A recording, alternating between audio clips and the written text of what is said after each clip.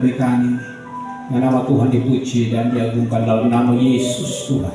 Kami siap Tuhan itu dengan firman nama. Haleluya. Semua sama-sama yang saya katakan amin, amin. Tuhan Yesus memberkati kita. Shalom. Kurang semangat begitu. Shalom. Yesus dahsyat. Haleluya.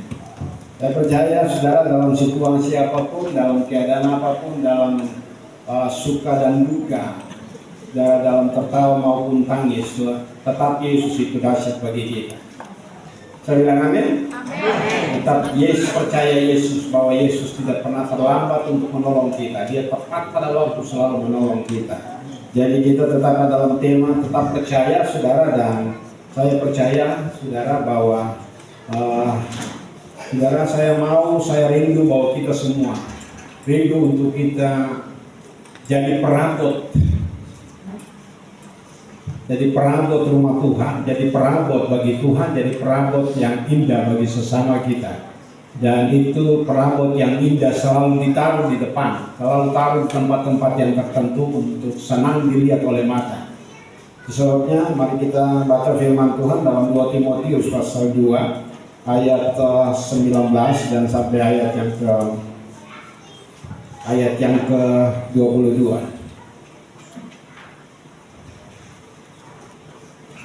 Ya, untuk menghormati firman Tuhan, mari kita semua tolong berdiri. Yang tidak bisa berdiri jangan paksakan berdiri, tapi kalau saya sarankan paksakan berdiri supaya haleluya.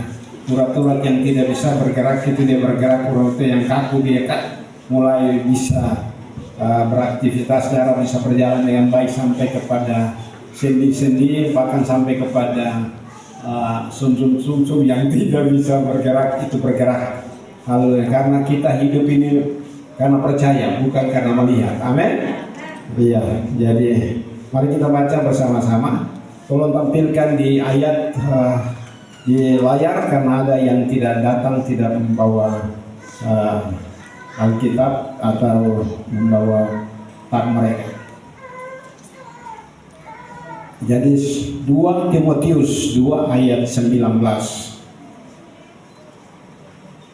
Ya, 1, 2, 3. Tetapi dasar yang dinyatakan Allah itu teguh, dan materainya ialah Tuhan mengenal siapa kepunyaannya, dan setiap orang yang menyebut nama Tuhan hendaklah meninggalkan kejahatan. Dalam rumah yang besar bukan hanya terdapat perabot dari emas dan perak, melainkan juga dari kayu dan tanah. Yang pertama dipakai untuk maksud yang mulia, dan yang terakhir untuk maksud yang kurang mulia. Jika seorang menyucikan dirinya dari hal-hal yang jahat, ia akan menjadi perabot dan untuk maksud yang mulia. Ia dikuduskan, dipandang layak untuk dipakai tuannya, dan disediakan untuk setiap pekerjaan yang mulia. Sebab itu jauhilah nafsu orang muda, kejarlah keadilan, kesetiaan, kasih, dan damai bersama-sama dengan mereka yang berseru kepada Tuhan dengan hati yang murni. Puji Tuhan, diberkatilah saudara yang telah membacakan firman Tuhan ini, dan silakan dulu kembali. Tapi yang mau berdiri tidak jadi masalah juga, supaya berdiri bersama-sama dengan saya, tetap berdiri. Amin.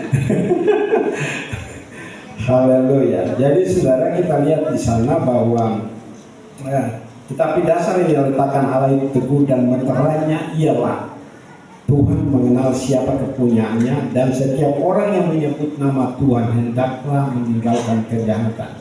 Pertanyaannya bagi saya dan saudara, orang Kristen yang setiap hari beribadah akan Tuhan, orang Kristen yang setiap hari ada di dalam persekutuan dengan Tuhan, orang Kristen yang mulutnya dipakai untuk memuji Tuhan dan panggil nama Tuhan, adakah Tuhan mengenal mereka atau enggak? Yang masih hidup tapi masih hidup dalam dosa, adakah Tuhan kenal mereka atau enggak?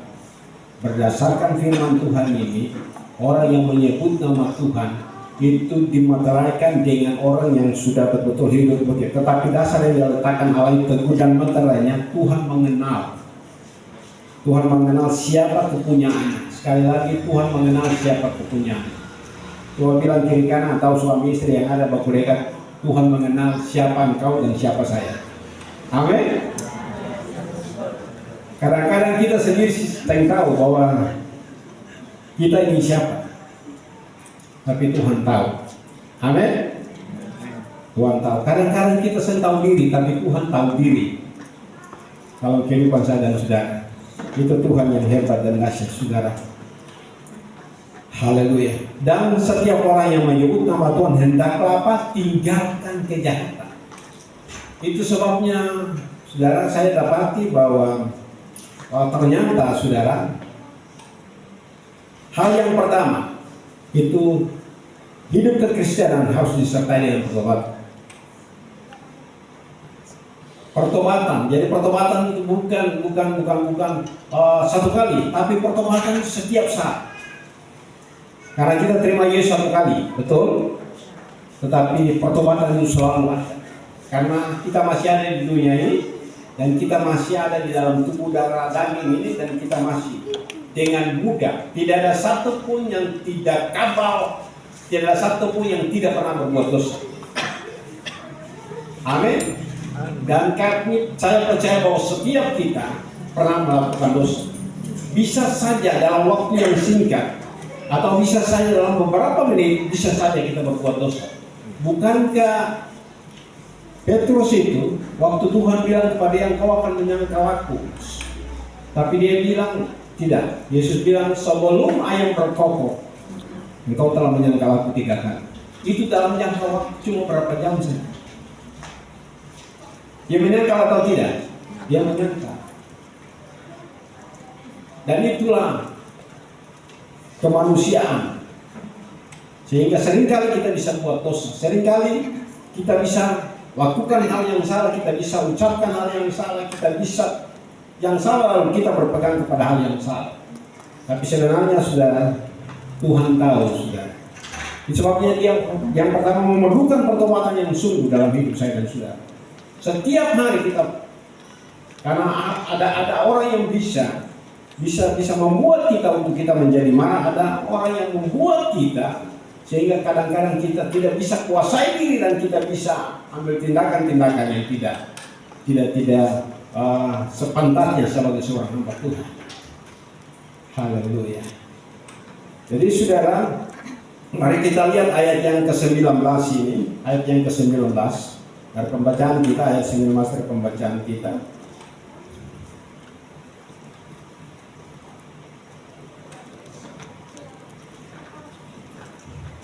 Tetapi dasar yang diletakkan Allah itu teguh, dan meterainya ialah Tuhan mengenal siapa kepunyaannya, dan setiap orang yang menyebut nama Tuhan hendaklah meninggalkan kejahatan. Iya, kita lihat itu ayat yang ke-19 itu dia katakan dengan jelas, tetapi dasar yang diletakkan Allah itu teguh dan meterainya ialah Tuhan mengenal siapa kepunyaannya. Setiap orang yang berseru kepada Tuhan, hendaklah ia meninggalkan kejahatan. Jadi ini penting sekali bagi saya dan saudara bahwa kejahatan itu, semua kejahatan itu adalah dosa dan perlu kita tinggalkan dosa itu. Tinggalkan dosa itu. Kalau kita tidak tinggalkan dosa, ini sangat berbahaya bagi saya dan saudara. Kita lihat dalam Kisah Para Rasul pasal 27 ayat 30. Kisah Para Rasul ayat yang ke-27. Dia bilang apa, saudara? Tolong bacakan. Akan tetapi anak-anak kapal berusaha untuk melarikan diri dari kapal. Mereka menurunkan sekoci dan berbuat seolah-olah mereka hendak melabuhkan beberapa salib. Kisah Para Rasul 27 ayat yang ke-30. Ya. Ya itu. Itu kisah tentang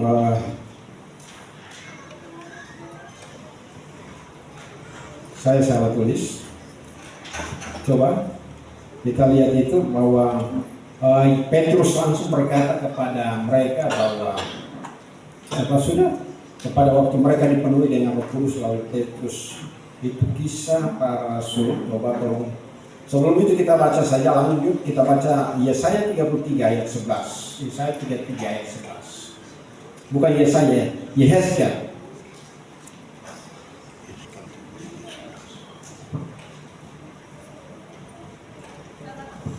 Demikian firman Tuhan, katakanlah kepada mereka, demi aku yang hidup, demikianlah firman Tuhan Allah. Ya, Aku tidak berkenan kepada kematian orang fasik, melainkan aku berkenan kepada pertobatan orang fasik itu dari kelakuannya supaya ia hidup. Bertobatlah, bertobatlah dari hidupmu yang jahat itu. Mengapakah kamu akan mati, hai kaum Israel? Iya, kita lihat saudara, katakanlah kepada mereka, demi aku yang hidup, demikianlah firman Tuhan Allah, aku tidak berkenan kepada kematian orang fasik. Sekali lagi, Tuhan tidak berkenan kepada kematian orang fasik, tidak berkenan kepada kematian orang berdosa. Sekali lagi, Tuhan itu luar biasa, sehingga Dia mau supaya melainkan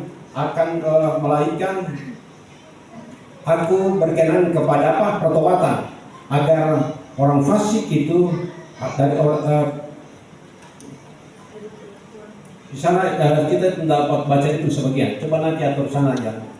Iya, jadi katakanlah kepada mereka, demi aku yang hidup, demikianlah firman Tuhan Allah, aku tidak akan berkenan kepada kematian orang fasik, melainkan aku berkenan kepada pertobatan orang fasik itu dari kelakuannya supaya ia hidup.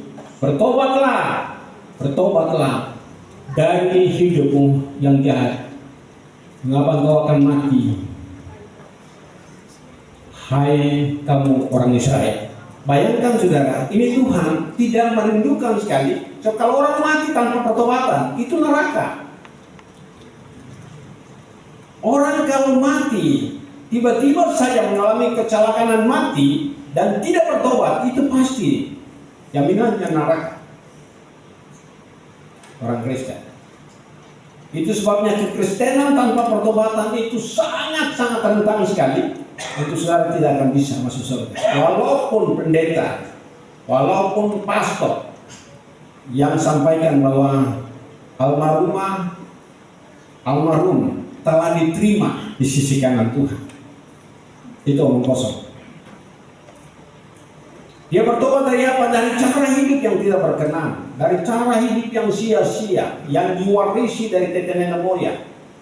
Dan yang saya lihat benar-benar di Tanimbar ini, orang lebih takut adat, orang lebih takut pesan leluhur, orang lebih takut nenek yang sumati punya bicara daripada takut akan firman Tuhan. Ini sangat-sangat. Sebabnya saya seringkali bilang begini, lebih baik penginjilan di daerah yang tidak mengenal Kristus sama sekali daripada penginjilan di daerah Kristen. Daerah Kristen itu saudara, itu betul-betul mereka sudah dengar firman Tuhan berulang kali, mereka sudah, dan itu merupakan hal yang kalau kita lihat di dalam pembacaan kita saudara, dalam ayat yang ke-14 tolong baca. Ayat yang ke-14 dalam pembacaan kita. Dia punya perikop di atas nasihat menghadapi pengajaran sesat.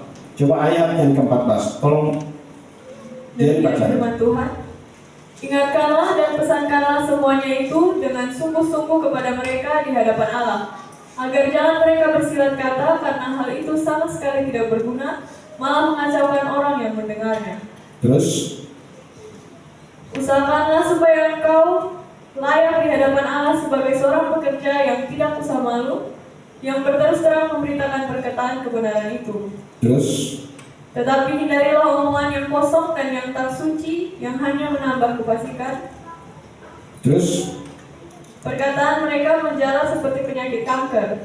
Di antara mereka termasuk Himeneus dan Filetus. Ya saudara, kalau bisa saudara punya anak laki-laki yang kasih nama-nama ini. Ya, yang nanti sementara mau menikah atau yang sudah menikah, yang sementara bergumul punya anak, jangan kasih nama-nama ini. Karena nama-nama ini terbukti bahwa mereka telah mengajarkan sesuatu yang sesat, mengajarkan bahwa kebangkitan kita masih tetap sementara berlaku dan merusak banyak iman orang Kristen, merusak banyak teman-teman kekristenan. Saudara yang kekasih, ini sangat penting sekali supaya jangan kasih nama-nama yang sudah dikatakan oleh Alkitab. Nama-nama ini benar-benar saudaraku yang kekasih, mereka hidup seperti dengan penyakit kanker. Seperti dengan penyakit kanker, saudara. Orang-orang seperti ini. Jadi hindari omongan yang kosong. Dan perkataan mereka menjawab seperti apa penyakit kanker di antara mereka termasuk Himeneus dan juga Filetus. Nama Filetus ini bagus, tapi saya bilang kalau bisa jangan kasih nama itu, sudah kasih nama anak-anak yang keren. Amin. Kasih nama anak-anak yang luar biasa, kasih nama dia El Shaddai. Wow, luar biasa, Allah menyertai. Kasih nama dia Immanuel. Haleluya. Yang artinya apa? Allah menyertai. Haleluya. Kalau Allah menyertai saudara dalam kehidupan ini, baik di waktu senang maupun di waktu susah, saudara tidak perlu takut. Karena Alkitab katakan, jika Allah di pihak kamu, siapakah yang akan lawan kamu? Amin. Jika Allah yang membenarkan kamu, siapakah yang akan menyatakan kalian bersalah? Tidak ada. Tidak. Itu Allah kita yang hebat dan dahsyat. Haleluya. Jadi sekali lagi saudara, kalau dalam Yehezkel 33 ayat yang ke-11 itu dan seterusnya itu, kalau ada orang benar dia berbuat dosa, dia berbuat kesalahan, semua kebenaran yang dia lakukan itu hilang. Tetapi ada orang yang berbuat dosa, waktu dia terima Yesus, dia bertobat dan semua dosanya itu diampuni oleh Tuhan. Dan dia menjadi orang benar. Itu sebabnya pertobatan ini juga Tuhan Yesus sendiri yang berseru bertobatlah kamu karena kerajaan surga sudah dekat. Kalau Tuhan berseru pada saat itu kurang lebih 2000 tahun yang lalu, sekarang kita di akhir zaman ini, saya minta dari kita semua tidak ada satu pun mulut yang terbungkam untuk tidak berseru tentang pertobatan. Tidak ada satu pun mulut yang terbungkam, baik anak-anak remaja,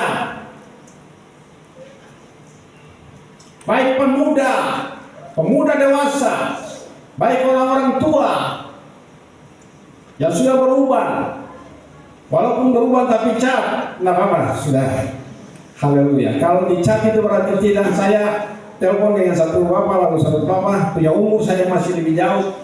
Bila ternyata bapak punya rambut masih, berarti Tuhan tidak gendong bapak. Saya punya rambut sudah putih walaupun saya masih muda, dan Tuhan gendong saya. Haleluya. Siapa yang mau digendong oleh Tuhan, jangan semua rambut. Haleluya. Jadi saudaraku yang kekasih dalam Tuhan Yesus Kristus, coba kita lihat dulu. Tadi saya masih penasaran di dalam Kisah Para Rasul pasal 2 kalau tidak salah itu, yang pada saat itu bagaimana supaya kita selamat. Kalau Petrus bilang bertobatlah dan hendaklah kamu masing-masing memberi dirimu untuk apa? Dibaptis. Coba tolong baca. Kisah Rasul pada pasalnya yang ke-2 ayatnya yang ke-38. Ayatnya yang ke-37. Ketika mereka mendengar hal itu, hati mereka sangat terharu. Lalu mereka bertanya kepada Petrus dan rasul-rasul yang lain, apakah yang harus kami perbuat, saudara-saudara? Jawab Petrus kepada mereka, bertobatlah dan hendaklah kamu masing-masing memberi dirimu dibaptis dalam nama Yesus Kristus untuk pengampunan dosamu, maka kamu akan menerima karunia Roh Kudus. Saudara, kamu bertobat dan masing-masing memberi diri dibaptis. Siapa di sini yang dibawa untuk dibaptis? Dibawa oleh orang tua untuk dibaptis. Saya percaya kita semua ini sudah pernah dibawa oleh orang tua untuk dibaptis. Tapi firman Tuhan yang jelas di sini bahwa setelah mereka bertobat dari semua ketidakpercayaan mereka kepada apa yang Tuhan janjikan itu, lalu mereka apa? Pada saat itu mereka apa? Dibaptis. Dan ini merupakan tantangan penginjilan di luar sana. Tetapi saudara, jangan berhenti untuk tetap terus menyuarakan ini, kebenaran ini. Karena satu bapak ahli hukum yang sudah meninggal, saudara, dia katakan begini, Pak Saitapi, dia katakan ini, memang kebohongan itu dia lari begitu cepat. Lari begitu cepat kebohongan itu. Tetapi kebenaran itu dia berjalan mertati-tati. Tetapi dia tetap akan muncul kalau dia adalah kebenaran. Amin. Kebohongan ini sudah sejak mulai dari Yesus ada. Mulai dari Yesus ada itu kebohongan sudah mulai terjadi. Waktu imam yang kepala dan ahli Taurat datang kepada Yesus dan bertanya kepada Yesus bahwa dengan kuasa manakah dan siapa yang memberikan kuasa itu kepada engkau? Lalu Yesus bertanya kembali kepada mereka, saya akan memberikan jawaban bagi kamu. Tapi sebelum saya memberikan jawaban, saya akan bertanya kembali kepada kamu. Baptisan mana? Baptisan Yohanes itu datang dari surga atau dari manusia? Lalu mereka apa? Berunding. Mereka berunding, dan kalau kita bilang dari manusia, seluruh umat yang kita pimpin akan lempar kita dengan batu. Tetapi kalau kita bilang dari surga, nanti dia katakan, kenapa kamu tidak percaya? Dalam arti, kenapa kamu tidak melakukannya? Yang jadi masalah dalam pertanyaan, semua orang Kristen tahu baca firman Tuhan dan mereka tahu bahwa Yesus itu baptis umur berapa tahun? 3 tahun. Yesus waktu baptis umur berapa? 30 tahun. Nah sekarang saudara pakai patokan sama pakai dasar firman Tuhan yang mana? Saudara idola Tuhan yang mana? Saudara pegang janji Tuhan yang mana? Kalau Yesus saja sebagai anak Allah 100% dan dia sebagai anak manusia 100%, makanya dia datang kepada Yohanes. Waktu dia punya orang tua bahwa dia umur berapa tahun? Untuk bawa untuk diserahkan 8 hari.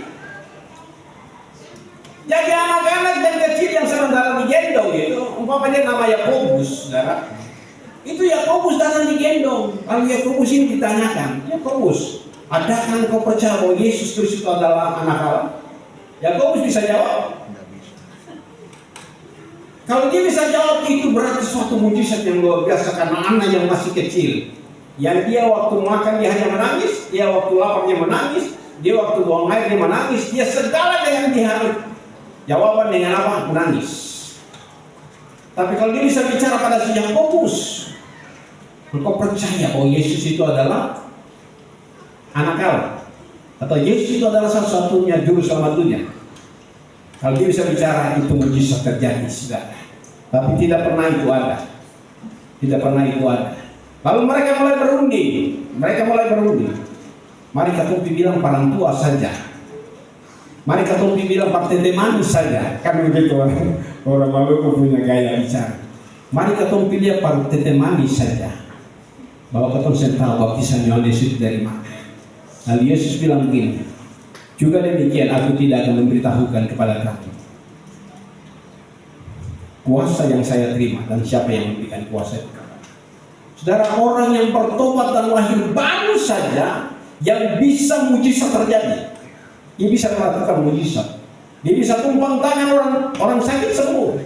Markus pasal 16. Markus pasal 16 ayat yang ke 14 mulai baca. Akhirnya ia menampakkan diri kepada ke-11 orang itu ketika mereka sedang makan, dan ia mencela ketidakpercayaan dan kedegilan hati mereka, oleh karena mereka tidak percaya kepada orang-orang yang telah melihat dia sesudah kebangkitannya. Terus? Lalu ia berkata kepada mereka, pergilah ke seluruh dunia, beritakanlah Injil kepada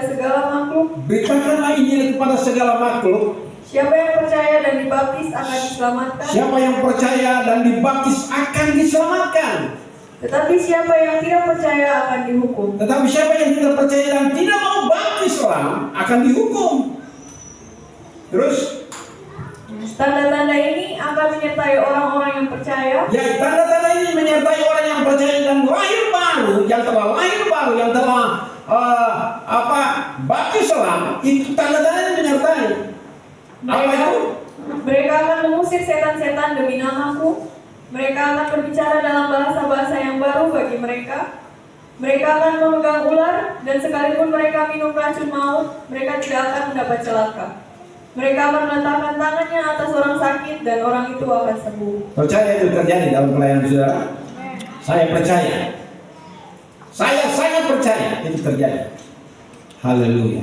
Makanya setelah ini saudara, saya ketemu dengan siapa saja, bahkan teman-teman saya tidak segan-segan untuk arahkan mereka, karena yang penting saya sudah arahkan. Keputusan ada dalam tangan Anda, mau lakukan tidak lakukan itu urusan saudara dengan Tuhan. Tetapi yang penting saya sudah beritahukan. Ya, waktu itu kita ketemu ya di tukang jual kayu sana tuh, di teman. Itu waktu itu ada Usinovi sama-sama di situ. Dan saya bilang kepada dia, teman mau hidup berapa tahun sudah? Kita kalau susah ingat 100 tahun. Tidak teman, 105 tahun. Tapi kita bilang bisa saja. Ini Tuhan yang bisa, iya Tuhan yang bisa perbedaan hidup 105 tahun. Iya, pan sudah lihat teman keadaan sehat-sehat sudah 64 tahun sudah. Haleluya. Dan saya ngomong dengan dia, teman, mesti teman firman Tuhan bilang begini, bukan setiap orang yang berseru kepada Tuhan akan masuk dalam kerajaan sorga, melainkan mereka yang melakukan kehendak Bapa di sorga. Teman cari garis bawahi yang melakukan kehendak Bapa di sorga. Teman sudah lakukan kehendak Bapa di sorga. Dia diam, dia tertawa. Kalau setelah itu saudara, saya katakan kepada Yesus waktu dibaptis itu umur berapa tahun? 30 tahun. Dan waktu Yesus mau datang kepada Yohanes bilang, aku tidak layak untuk membuka tali sepatumu. Aku tidak layak. Sesungguhnya engkau yang harus membaptis aku. Tapi Yesus bilang apa? Biarlah hal itu terjadi. Supaya apa? Menggenapi seluruh kehendak Bapa di surga. Lalu Yohanes melakukannya. Waktu Yohanes melakukannya, Yesus masuk dari dalam air, saudara. Itu dia masuk dalam air dan dia keluar dari air. Berarti tadinya di dalam air. Karena baptisan salam itu lambang juga kematian. Lambang kematian. Nanti kita lihat itu lambang kematian, saudara. Jadi saudara tidak bisa bilang bahwa oh saya sudah baptis, tetapi saudara baptis itu cuma kepala saya yang mati dalam ditanam. Betul? Kalau kepala saya yang ditanam, saudara punya badan seluruhnya itu dia bau harum atau bau wangi. Kalau umpama sudah 5 hari, 6 hari, 1 minggu, pasti baunya luar biasa. Haleluya. Ini penting sekali bagi saya dan saudara-saudara. Tapi waktu itu Yesus keluar dari dalam air, lalu surga terbuka, burung merpati hingga di apa? Di bahu. Lalu ada suara dari surga berkata, inilah anakku yang kukasih, kepadanya lah dengarkanlah dia. Haleluya. Itu sebabnya saya percaya kebenaran ini betul-betul kita harus pegang teguh. Jangan dengar orang,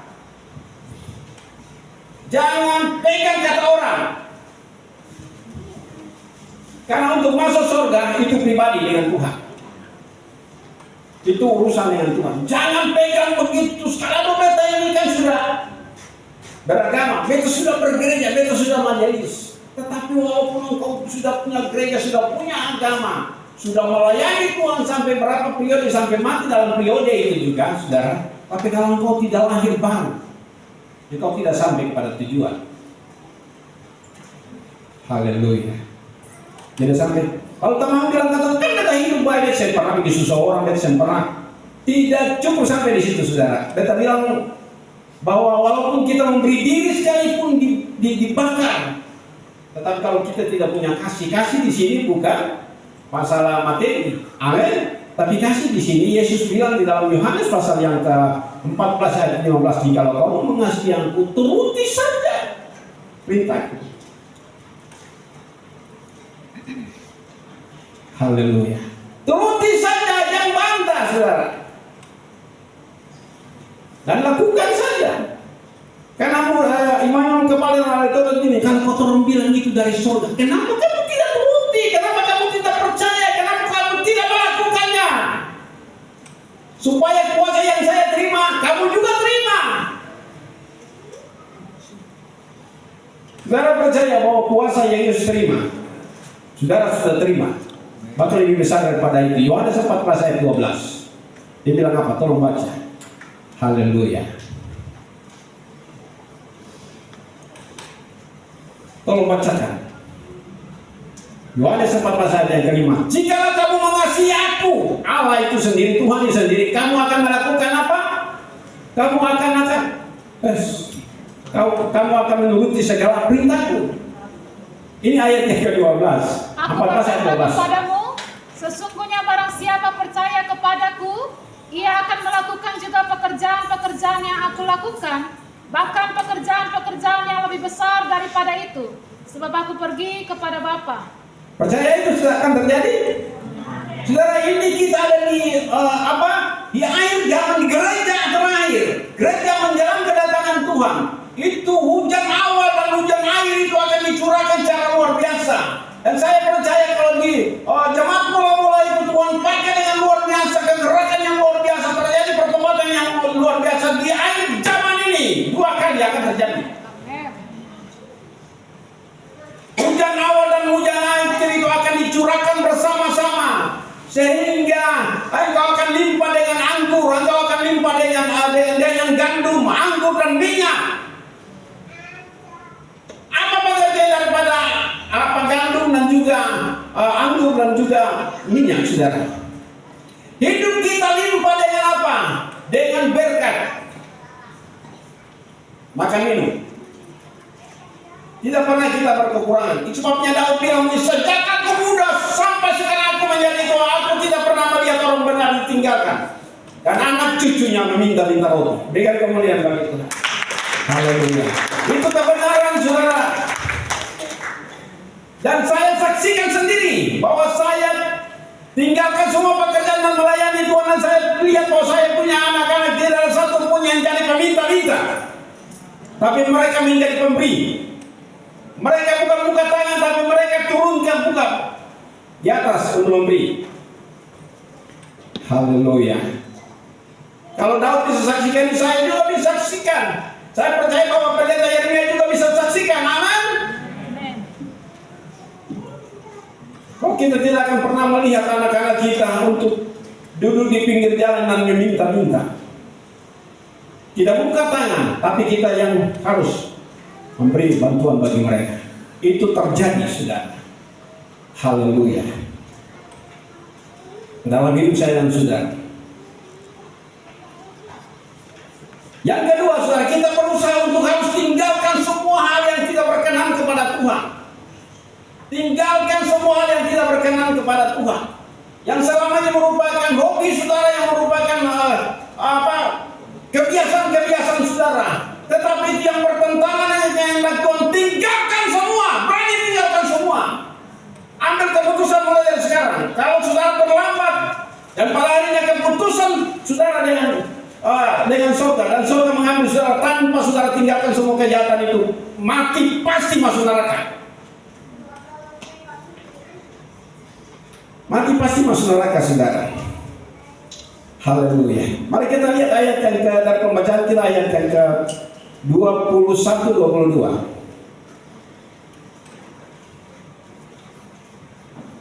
Jika seorang menyucikan dirinya dari hal-hal yang jahat, ia akan menjadi perabot rumah untuk maksud yang mulia. Ia dikuduskan, dipandang layak untuk dipamer tuannya, dan disediakan untuk setiap pekerjaan yang mulia. Sebab itu, jauhilah nafsu orang muda, kejarlah keadilan, kesetiaan, kasih, dan damai bersama-sama dengan mereka yang berseru kepada Tuhan dengan hati yang murni. Ya, saudara. Ini jauhkan, saudara. Kenapa dia bilang jauhkan nafsu orang tua, tapi nafsu orang muda? Tapi hari-hari nafsu orang tua juga luar biasa meningkat. Luar biasa meningkat. Saya tiba-tiba datang oleh teman dan dia bawa apa sudah hal yang saya harus tanda tanya. Lalu tiba-tiba bilang, "Bapak ketemu agak lama." Kenapa? Karena heran sekali bahwa cucu dari anak perempuan yang tua, yang suaminya polisi, dan akibatnya tidak tahu konflik apa, hanya suaminya sudah dipecat, sudah. Lalu istri yang jaga itu anak. Lalu istri ini punya orang tua. Orang tua sudah 60-an tahun, saudara. Ini sebuah bangkai, saudara. Orang tua bisa cabuli anak cucunya sendiri yang umur 11 tahun. Sampai rusak kemaluan. Itu mungkin di Polres Sawian itu kasus 8 881 saudara, luar biasa. Dan pertanyaannya begini, saudara, di Tanimbar ini, saudara, 96% itu Kristen. Dan saya pernah bicara ini waktu ada FKW dan juga hadirin Bapak Wakil Kapolres. Dan saya katakan, kenapa sampai seharusnya itu penjara itu kosong? Dan ini tanggung jawab para pengajar. Ini tanggung jawab gereja. Supaya kita punya satu juga yang ada di sana lagi, perbuatan yang sama. Kasus bukan kasus yang baik, kasus yang tidak bagus. Anak di bawah umur, saudara. Haleluya.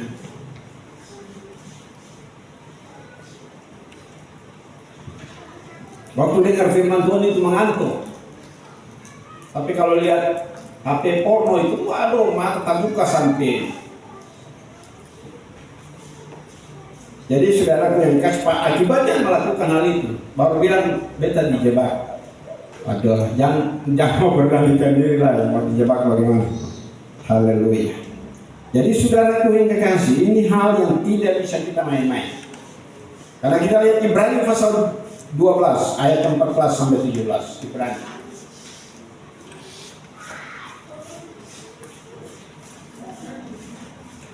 Berusahalah hidup damai dengan semua orang dan kejarlah kekudusan, sebab tanpa kekudusan tidak seorang pun akan melihat Tuhan. Jagalah supaya jangan ada seorang pun menjauhkan diri dari kasih karunia Allah, agar jangan tumbuh akar yang pahit, yang menimbulkan kerusuhan dan yang mencemarkan banyak orang. Janganlah ada orang yang menjadi cabul, atau yang mempunyai nafsu yang rendah seperti Esau, yang menjual hak kesulungannya untuk sepiring makanan.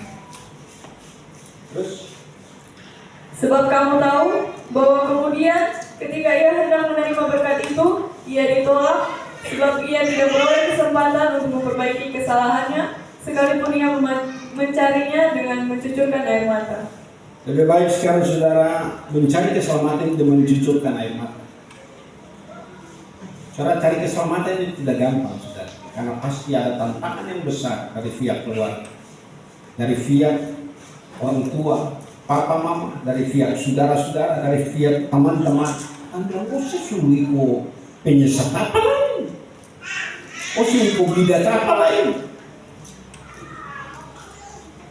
Sesungguhnya masuk gereja apa sudah order lain? Karena gereja-gereja pertobatan ini kan identik dengan apa? Tepuk tangan. Tapi mereka bacaan kita datanglah kepada Tuhan dengan apa? Bersorak-sorak, bertepuk tanganlah dengan apa? Gambus, kecapi, rebana, apapun yang ada. Makanya kemarin kita di Bomaki tiba-tiba begini, ibu gembala komsel, itu apa? Rebana, mau main rebana? Iya, ternyata pakai rebana. Haleluya, luar biasa di sana. Amin. Jadi kalau ada apa saja, saudara, saya pernah tunjukkan bagaimana anak-anak Irian yang pakai mic dari kayu apa semua, dari kayu keroncong apa semua, dari buatan sendiri, itu kan luar biasa. Yang penting nama Tuhan dimuliakan. Amin. Tapi kebanyakan orang Kristen itu cuma orang mereka nyanyi lagu rohani, itu aduh merdu sekali. Apalagi di 3 malam. 3 malam. Beta pernah lama di Manado dan beta lama bergaul juga dengan orang Sangir. Orang Sangir itu sudah 3 malam itu tuh bagi suara luar biasa. Kalau mau mabuk, saudara, sementara mabuk lah mainkan tulang bagi suara dalam malam penghiburan, bagi suaranya luar biasa. Haleluya. Tapi tiba-tiba jatuh di got. Kalau ada Nana, kenapa Nana jatuh di got? Kenapa sok? Nana pun got. Yang mau bilang nggak pun got. Enggak jatuh di got. Luar biasa, saudara. Ya jangan ini mau jatuh, biar saja. Biar saja, saudara. Dan orang mabuk itu seperti orang di tengah laut. Orang mabuk seperti orang di tengah laut, kata firman Tuhan di dalam Amsal kalau tidak salah. Dia seperti orang di tengah laut. Ini jangan merata. Tapi kalau saudara yang orang mabuk, kan begitu. Seperti tengah laut. Ini yang tak tahu pernah lihat itu atau pernah lakukan itu, saudara. Haleluya. seperti orang di tengah laut. Sehingga ada gelombang besar dia bayangin kalau itu kan mesti pegang mesti ini. Begitu saudara, coba lihat orang dulu. Saudara lama saya lihat Pius, kalau Pius lewat di situ saudara, itu kalau dia sudah mabuk saudara, luar biasa. Dia minta uang, baru itu kasih uang pada dia 10.000, dia marah lagi kasih 10.000, mesti 20.000. Ayo orang mabuk. Aduh, luar biasa. Haleluya. Jadi saudara percaya atau tidak, baptisan itu lambang penguburan segala kedagingan kita. Kita lihat di dalam Roma pasal 6. Roma pasal 6. Roma pasal 6. Ayat yang ke. Satu saya mulai baca cepat-cepat, bantu saya.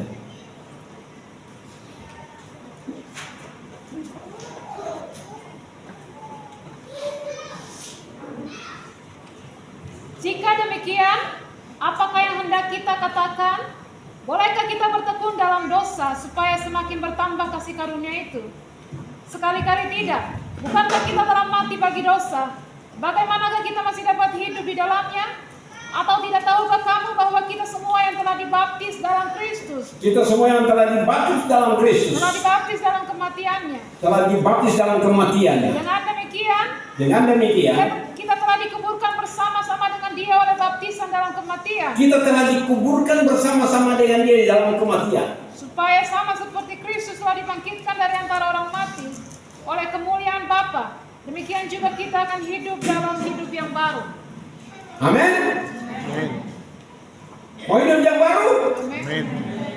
Artinya hidup yang baru dalam arti begini, waktu Yesus datang pada kali yang kedua, itu saudara diubahkan, yang masih diubahkan dan ketemu dengan Tuhan. Sedangkan yang mati mendahului kedatangan Tuhan, dia akan diubah dan ketemu dengan Tuhan di awan-awan. Haleluya. Lalu ketemu dengan Tuhan di awan berapa lama saudara? Alkitab mencatat 3 tahun. Karena Tuhan itu adil, Dia memberikan kesempatan pada lawannya untuk bekerja. Karena Yesus setelah dibaptis 3 tahun setengah dia bekerja, dan setelah itu dia mati dan dia bangkit naik ke surga. Itu sebabnya kalau dia datang kembali, saudara, itu bukan terjadi bukan untuk datang untuk menuntut orang bertobat, saudara, tapi dia datang untuk menjemput saudara yang telah bertobat dari dosa, yang telah menyerahkan anggota-anggota tubuh kita kepada senjata kebenaran. Tetapi yang menyerahkan anggota tubuh mereka untuk senjata kelaliman atau senjata dosa, itu pasti tidak akan terangkat. Mereka akan terangkat yang sudah mati, mereka akan bangkit pada kebangkitan yang kedua yang hanya terima hukuman dari Tuhan, lautan api. Sedangkan kita akan diubah dan ketemu dengan dan berpesta dengan Dia di awan-awan. Berapa tahun? 3,5 tahun di sana. Ada masa kesukaran yang besar, ada masa penganiayaan yang besar, ada masa ngeri, saudara, di bawah kolom langit ini. Sehingga orang mau berjual dengan bebas, orang mau belanja dengan bebas, harus pakai cap. Dan sementara kita digiring ke sana, ya, kita sementara digiring di sana. Sehingga kita berdoa supaya jangan Indonesia mengakui uang apa sudah, uang digital atau barang itu. Itu sampai terjadi, saudara. Itu semua. Haleluya. Jadi saya bilang bagi saya dan saudara, mari kita lihat pekerjaan Tuhan dan rencana Tuhan dan keselamatan bagi hidup kita. Kita harus serius dengan itu. Kita harus serius dan kita harus melakukannya dengan setia. Haleluya. Karena dengan demikian saya percaya bahwa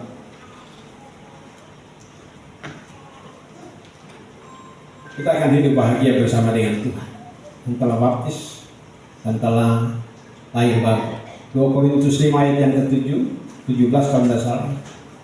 Yang lama telah berlalu, sesungguhnya yang baru telah datang.